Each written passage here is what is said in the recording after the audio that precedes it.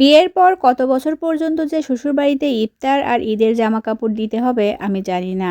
আমার বিয়ের পরে এবার আমার তৃতীয় ঈদ, কিন্তু এই দেওয়া নেওয়ার বিষয়টা আমি একদমই পছন্দ করি না। যদিও আমার হাজবেন্ডও দেয় আমার বাবার বাড়িতে, তবে আমার বাবার বাড়িতে লোক সংখ্যা খুবই কম। আমার শুধু ছোট ভাই আর মা, বাবা তো বিদেশ থাকে। রোজার সময় আসলে আমার হাজবেন্ড আমার বাড়িতে রোজার বাজারও দেয় মাঝে মাঝে, কিন্তু আমার বাবা মা সেটা নিষেধ দেয়, দিতে না করে, কিন্তু আমার হাজবেন্ড তাও দেয়। আজকে আমার বাবার বাড়ি থেকে শ্বশুর বাড়িতে বাজার পাঠানো হয়েছে, ইফতারি তার সাথে মার্কেট করার জন্য টাকা। আমার শ্বশুর বাড়িতে জয়েন্ট ফ্যামিলি, হাজবেন্ডরা 3 ভাই 2 বোন। সে সবার ছোট। আমার ননদের ছেলে মেয়ে আছে, আমার ভাসুরদেরও ছেলে মেয়ে আছে। গত ঈদেও আমার মা এসেছিল, সবাইকে কাপড় চোপড় দিয়েছে, ইফতারি দিয়েছে, আরো অনেক কিছু দিয়েছে। আমার শ্বশুর শাশুড়ি সহ আমার বড় ভাসুর, যা, ননদ, ননদের বাচ্চা কাচ্চা, জায়ের বাচ্চা কাচ্চা সবাইকেই দিয়েছে। কিন্তু এবার ঈদে এটা আমার একদমই ভালো লাগছে না। মা বলছিল এবার হাতের অবস্থা খুব একটা ভালো নয়, তাই ভাবছি যে তোর শ্বশুর শাশুড়ি আর জামাইকেই দিব।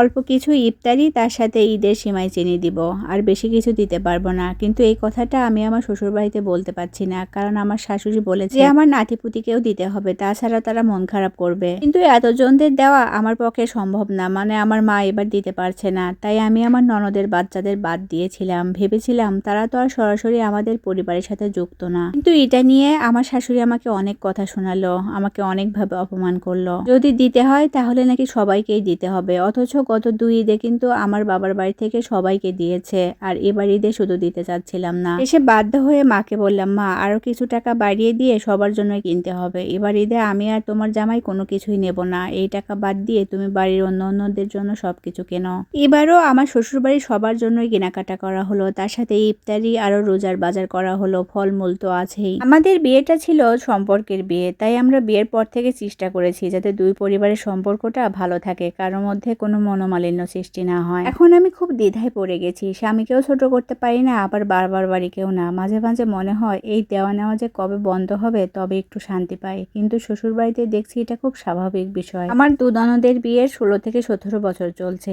এখনো তাদের বাড়িতে নাকি রোজার বাজার দিতে হবে, ঈদ মার্কেট করে দিতে হবে। সেখানে আমি যদি বিয়ের 2 বছরেই বন্ধ করে দেই তাহলে তারা খারাপ ভাববে, এটা ভেবেই আরো দিতে হয়। কিন্তু আমার স্বামীও এর পক্ষপাতী না যে এত টাকা খরচ করে প্রত্যেকবারই সবাইকে এত কিছু দিতে হবে, কিন্তু সেটা মুখ ফুটে কাউকে বলতে পারে না। তবে আমার শ্বশুর শাশুড়ির একটাই কথা যে এটা নাকি তাদের সম্মানের ব্যাপার, যে কোনো ভাবেই হোক তাদেরকে দিতেই হবে এই ঈদের সময় ঈদের বাজার করে ইফতারি দিতে।